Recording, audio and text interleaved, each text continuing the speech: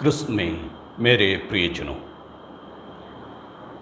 माँ मरियम की जन्मदिन की खुशियाँ स्वीकार करते हुए इस पर्व मनाने के लिए साथ ही साथ प्रभु यीशु से आशीष और कृपा पाने की इच्छा के साथ हम आज के दिन इस अखंड रोजरमाला प्रार्थना में भाग ले रहे हैं। माँ मरियम के साथ मिलकर ईश्वरीय कृपा और वरदान पाने की इच्छा के साथ हम आज की इस प्रार्थना में भाग ले रहे हैं। प्रभु यीशु चाहते हैं कि हम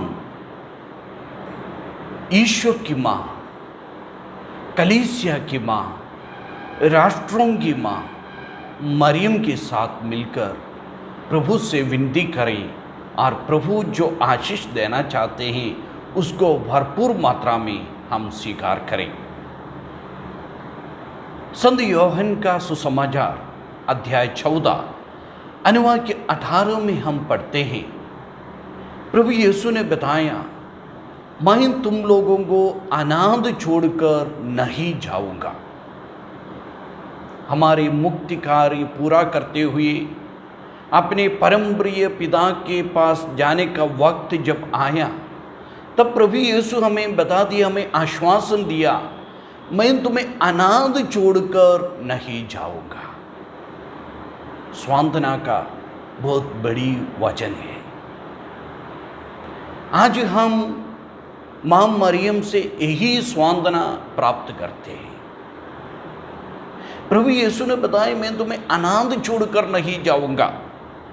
यूहन्ना का सुसमाचार अध्याय 19 अनुवाद 26 और 27 में भी हम पढ़ते हैं, जब पिता के पास जाने का टाइम आ गया, मुक्ति कार्य पूरा करने का वक्त आ गया, क्रूस पर अपने आप को पिता परमेश्वर की इच्छा के साथ मनुष्य मुक्ति के लिए अर्पित करने के समय प्रभु यीशु देखा क्रूस के पास अपनी प्रिय माँ खड़ी है, साथ ही साथ अपनी प्रिय शिष्य जिनसे प्यार करते थे वह खड़ा है। अपनी प्रिय शिष्य से कहा, यह तुम्हारी माँ है। माँ से कहा, भद्रे ये तुम्हारा बेटा है। तब से प्रभु यीशु जो वादा किया है, मैं तुम्हें अनाथ छोड़कर नहीं जाऊंगा, हमें अपनी माँ प्रदान की, यानी माँ मरियम को हमें दे दिया ताकि हम अनाथ महसूस ना करें हमारे जीवन में, हम असहाय महसूस ना करें हमारे जीवन में। जब भिन्न भिन्न परिस्थितियों में इस सांसारिकता हमारे ऊपर अपने आप को अर्पित करते हैं, सांसारिकता में हम विवश हो जाते हैं, हम विश्वास करें हम अकेले नहीं हैं, हम अनाथ नहीं हैं। प्रभु यीशु की माँ, हमारी माँ, कलीसिया की माँ हमारे साथ है। वही मरियम आज हमारे साथ उपस्थित है। वही मरियम फिर से हमें आश्वासन देती है, तुम अनाथ नहीं हो, तुम अनाथ नहीं हो, तुम्हें चिंता करने की ज़रूरत नहीं है, तुम्हें परेशान होने की ज़रूरत नहीं है। इस तंगी हालत में, इस पाप की अवस्था में, इस आर्थिक परेशानी में, इस रोग बीमारी में, इस बेरोजगारी में, इस बुरी आदतों से विवश होने के वक्त में तुम्हें परेशान होने की ज़रूरत नहीं, चिंता करने की ज़रूरत नहीं। सांत्वना प्रदान करने के लिए माँ हमारे पास है, खड़ी है। हमें सांत्वना पूर्ण रूप से प्रभु से दिलवाने के लिए प्रभु की माँ हमारे पास खड़ी है। यही सांत्वना का संदेश आज माँ मरियम हमें देती है।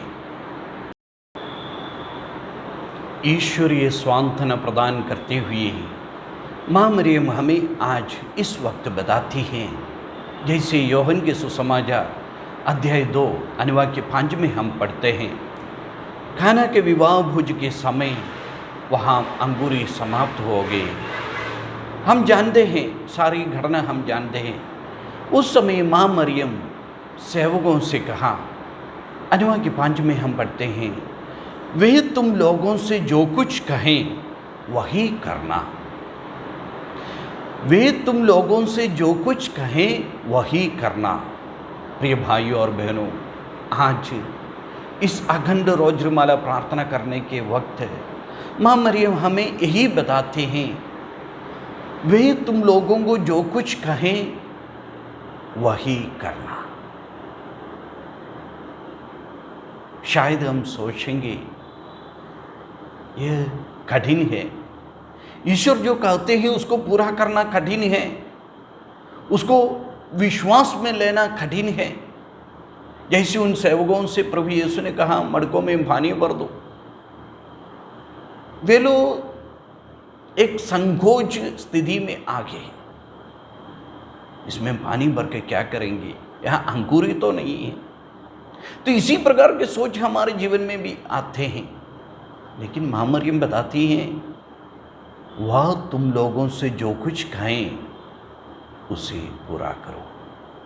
क्योंकि माँ मरियम खुद ईश्वरीय वचन को पूरा किया, इसलिए वह अनुभव के साथ हमें बताती हैं, ईश्वरीय वचन को पूरा करने पर तुम्हें सांत्वना मिलते हैं, तुम्हें आशीष मिलते हैं, तुम्हें कृपा मिलते हैं।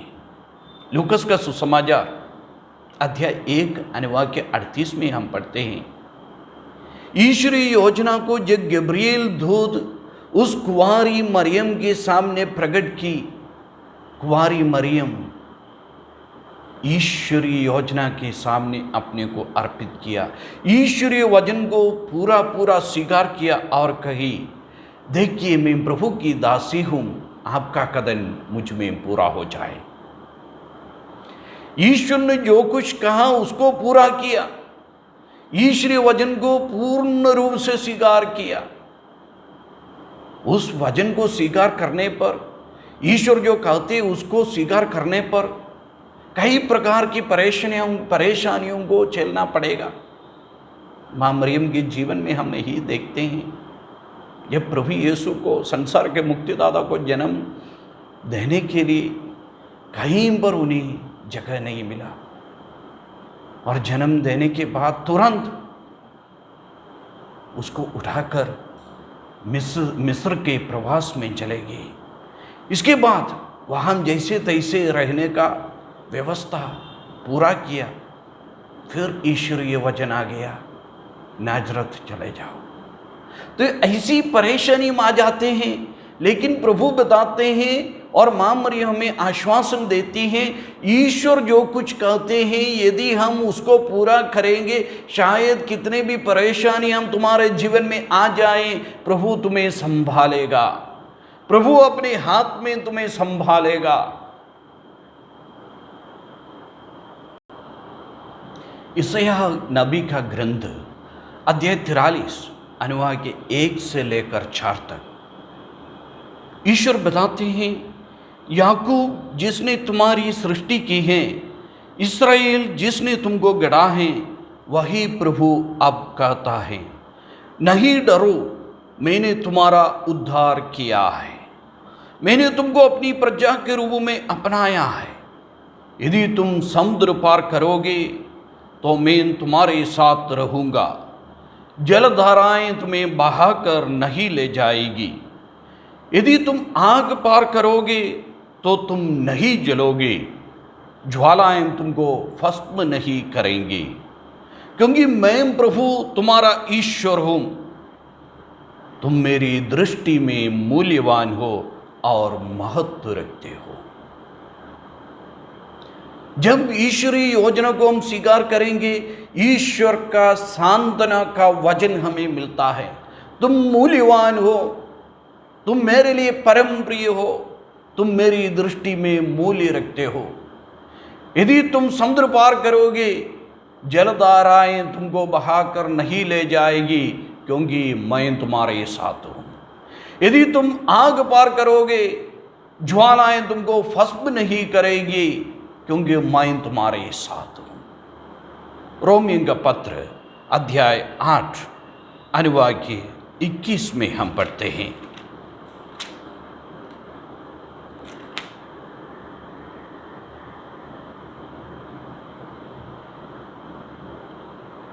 हम जानते हैं कि जो लोग ईश्वर को प्यार करते हैं और उसके विधान के अनुसार बुलाए गए हैं, ईश्वर उनके कल्याण के लिए सभी बातों में उनकी सहायता करता है। रोमियों का पत्र अध्याय 8 अनुवाक्य 28। हम जानते हैं कि जो लोग ईश्वर को प्यार करते हैं, उसके विधान के अनुसार बुलाए गए हैं, ईश्वर उसके कल्याण के लिए सभी बातों में उसकी सहायता करते हैं। जो ईश्वरीय वचन को स्वीकार करता है, सुनता है, जैसे माँ मरियम हमें आदेश दिया, हमसे आग्रह किया, वे जो कुछ कहें तुम उसको पूरा करो। ईश्वर उनकी कल्याण के लिए उनकी सहायता करता है। माँ मरियम ने जीवन में ये अनुभव किया, ईश्वरीय वचन के लिए अपने को जब अर्पित किया, ईश्वर उनके साथ रहकर हर परेशानी में, हर दुख की, आर्थिक तंगी की, परेशानी की अवस्था में ईश्वर उनकी सहायता की। इसलिए मरियम बताती हैं, वह आज के दिन तुमसे जो कुछ कहें, इस रोजरीमाला प्रार्थना में भाग लेने के समय वह तुम्हें समझा देते हैं, तुम्हें बता देते हैं तुम्हारे जीवन में कैसे आगे बढ़ना है। तुम्हारे जीवन की ऐसी परेशानियों में, समुद्र पार करने की अवस्था में, आग पार करने की अवस्था में तुम्हें कैसे आगे बढ़ना है, वह तुम्हें बताएगा। उसका अनुसरण करो, उसको पूरा पूरा स्वीकार करो, उसका पालन करो, वह तुम्हारी सहायता करेंगे। ईश्वर हमारी सहायता करेंगे। माँ मरियम हमारे साथ खड़ी है, माँ मरियम हमारे लिए मध्यस्थता करती है। उस वक्त किस प्रकार हमें ईश्वरीय योजना को स्वीकार करना माँ मरियम सिखाती है। लूकस का सुसमाचार अध्याय 1 अनुवाक्य 48। उसने अपने दीन दासी पर कृपा दृष्टि की। मरियम विनम्र होकर दीन दासी के रूप में ईश्वरीय योजना को अपनाई। ईश्वर उन पर कृपा दृष्टि की। इसहाक नबी का ग्रंथ अध्याय 66 अनुवाक्य 2 में हम पढ़ते हैं, मैं उन लोगों पर कृपा दृष्टि करता हूँ जो विनम्र और पश्चातापी हैं, जो श्रद्धा से मेरी वाणी सुनता है। मैं उन पर कृपा दृष्टि प्रदान करता हूँ जो विनम्र और पश्चातापी हैं और श्रद्धा से मेरी वाणी सुनता है। जो विनम्र और पश्चातापी बनकर ईश्वरीय वाणी श्रद्धा से सुनता है, उन पर ईश्वर कृपा दृष्टि प्रदान करती है। ईश्वर की कृपा दृष्टि उन पर बनी रहते हैं। सबसे पहले विनम्र बनना और पश्चाताप करना, श्रद्धा से ईश्वरीय वाणी को सुनना। विनम्र बनना, पश्चाताप करना, श्रद्धा से ईश्वरीय वाणी को सुनना, स्वीकार करना। माँ मरियम, कुंवारी मरियम वैसे ही किया, इसलिए ईश्वर की कृपा दृष्टि उन पर बनी रही। विनम्र बनी, पश्चाताप किया, ईश्वरीय वाणी को स्वीकार किया। संत पेतरुस का पहला पत्र अध्याय 5 अनुवाक्य 6। आप शक्तिशाली ईश्वर के सामने विनम्र बने रहें, जिससे वह आपको उपयुक्त समय में ऊपर उड़ाएं। आप अपनी सारी चिंताएं उस पर छोड़ दें, क्योंकि वह आपकी सुधि लेता है। आप शक्तिशाली ईश्वर के सामने विनम्र बने रहें, जिससे वह उपयुक्त समय पर आपको ऊपर उड़ाएं और अपनी सारी चिंताएं उस पर छोड़ दें, क्योंकि वह आपकी सुधि लेता है। इस प्रार्थना में सारी चिंताएं हम प्रभु की ओर लगाएं, सारी चिंताएं हम प्रभु पर छोड़ दें, वह हमारी सुधि लेता है। क्योंकि माँ मरियम हमारे साथ खड़ी है, माँ मरियम हमें निर्देश देती है, वह जो कुछ कहें उसको सुनना, उसको पूरा करना। उसके लिए तुम विनम्र बने रहो, तुम पश्चाताप करते रहो, सारी चिंताएं उन पर छोड़ दो, श्रद्धा से उसकी वाणी सुनो। हम इस रोजरमाला में वही करते हैं, विनम्र बनकर इस अखंड रोजरमाला प्रार्थना में भाग ले रहे हैं। मां मरियम के पद चरणों में अपने आप को अर्पित करते हुए, पश्चाताप करते हुए, जाने अनजाने जो भी पाप हमारे जीवन में आए हैं, पश्चाताप करते हुए हम ईश्वर योजना के सामने अपने को अर्पित करते हैं, श्रद्धा से ईश्वर को सुनते हैं। ईश्वर हमारी सुधि लेता है आज के दिन। ईश्वर हम पर अपनी कृपा बरसाते हैं आज के दिन। मरियम की मध्यस्थता से ईश्वर हम प्रत्येक व्यक्तियों पर, हमारे परिवारों पर, हमारे समूहों पर, हमारे कलीसिया पर, हमारे देश पर आज के दिन विशेष आशीष बरसा रहे हैं। हम जितने भी लोग इस रोजरमाला प्रार्थना में इकट्ठे हुए हैं, दुनिया के अलग अलग जगहों पर हम इकट्ठे हुए हैं, हम इस रोजरमाला में भाग ले रहे हैं। ईश्वर हमारी सुधि लेता है। ईश्वर की कृपा दृष्टि हम प्रत्येक व्यक्तियों पर है। प्रभु यीशु के पुनरुत्थान के बाद सारे शिष्य मां मरियम के साथ इकट्ठे होकर प्रार्थना में लगे रहते थे। तब हम देखते हैं प्रेरित चरित्र ग्रंथ अध्याय 1 और अध्याय 2 में हम देखते हैं, अध्याय 1 अनुवाद के 14 में हम पढ़ते हैं, सारे शिष्य मरियम के साथ मिलकर, अन्य स्त्रियों के साथ मिलकर प्रार्थना में लगे रहते हैं। अध्याय 2 में हम देखते हैं, जब प्रार्थना कर रहे थे वे पवित्र आत्मा से परिपूर्ण हो गए। ईश्वरीय आशीष, सबसे बड़ी वरदान, सबसे ईश्वरीय महत्वपूर्ण कृपा उन पर उतर आए, यानी पवित्र आत्मा का अभिषेक मिला। मां मरियम के साथ मिलकर प्रार्थना किया, सबसे बड़ा वरदान, ईश्वरीय वरदान उन्हें प्राप्त हुआ। पवित्र आत्मा प्राप्त है तो किस चीज़ की कमी है हमारे जीवन में? कोई कमी नहीं है। बस विनम्र बनकर, पश्चाताप करते हुए, श्रद्धा से ईश्वरीय वाणी सुनना, स्वीकार करना, उसके अनुसार आगे बढ़ना। वही हम देखते हैं लूकस के सुसमाचार में भी अध्याय 1 अनुवाद के 41 में मां मरियम एलिजबेथ के पास गई। जब मां मरियम के अभिवादन एलिजबेथ के कान में पड़ी, उनके गर्भ में जो बच्चा वह उछल पड़ा। एलिजबेथ पवित्र आत्मा से परिपूर्ण हो गई, पूरित हो गई। अब इस वक्त मां मरियम के साथ मिलकर हम ये प्रार्थना में भाग लेते हैं। ईश्वर की आत्मा, पवित्र आत्मा हम प्रत्येक व्यक्ति पर, हमारे सारी चिंताओं पर, हमारे सारे परेशानियों पर ईश्वरीय आशीष लेकर उतराते हैं। हमारे सारे इच्छाएं पवित्र आत्मा ईश्वरीय कृपा के अनुसार उसके अनुकूल बनाने की शक्ति हमें देते हैं।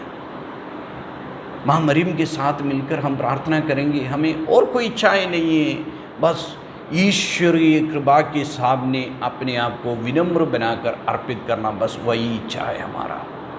उसके लिए पवित्र आत्मा हमें प्रेरणा देते हैं, पवित्र आत्मा हमें मदद देते हैं, पवित्र आत्मा हमें ताकत प्रदान करते हैं, क्योंकि मां मरियम हमारे साथ खड़ी है।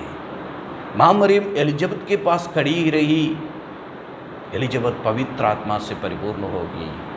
मां मरियम शिष्यों के साथ खड़े रहे, प्रार्थना में लगे रहे, शिष्य पवित्र आत्मा से परिपूर्ण हो गए, उन्हें शक्ति मिला। उसी प्रकार आज इस वक्त मां मरियम हमारे साथ खड़ी हैं। मां मरियम के साथ हम इस प्रार्थना में भाग ले रहे हैं। पवित्र आत्मा का अभिषेक हमें मिलता है, हमें शक्ति मिलता है, हमें ताकत मिलता है। हमारे सारी चिंताएं उस पर छोड़ दो, हमें चिंता करने की ज़रूरत नहीं है, हमें आशा करना है। ईश्वरीय वरदान की उस आशा हमें मिलता है, उस कृपा से हम परिपूर्ण हो जाते हैं। तो आइए हम ईश्वर को धन्यवाद दें। आज के दिन ईश्वर की माँ, हमारी माँ मरियम के साथ मिलकर इस प्रार्थना में भाग लेने की कृपा हमें मिला है। मरियम हमारे लिए मध्यस्थता करती है। उसी प्रकार हम भी इस अखंड रोज़री माला में भाग लेते हुए हमारे परिवारों के लिए, हमारे देश के लिए, कलीसिया के लिए हम मध्यस्थता करते हैं। इस समय हमारी प्रार्थना प्रभु स्वीकार करेगा, क्योंकि मरियम हमारे साथ खड़ी है। हमारे महत्व के कारण नहीं, हमारे प्रार्थना की ताकत के कारण नहीं, मरियम हमारे साथ खड़ी है। इसलिए हमारी प्रार्थना, प्रभु की कृपा दृष्टि हम पर बनी रहेंगे। ईश्वर हमें आशीष प्रदान करता है। प्रभु यीशु हमें सारे बंधनों से मुक्त करता है, सारे अशुद्धियों से हमें शुद्ध करता है, सारे पापों से हमें मुक्त करता है, सारे दुख दर्द से, रोग बीमारी से प्रभु इस वक्त माँ मरियम की मध्यस्थता से हमें मुक्ति देते हैं, हमें चंगाई देते हैं। जितने रोगियों के लिए हम आज के दिन इस रोज़री माला प्रार्थना में प्रार्थना करते हैं, जितने लोगों के लिए जो परेशानी में है, चिंता में है, आर्थिक परेशानी में है, प्रभु उन पर आशीष बरसाते हैं इस समय माँ मरियम की मध्यस्थता से। ईश्वर हम सबों को आशीष प्रदान करें। पिता, पुत्र, पवित्र आत्मा के नाम पर आमीन। जय यीशु।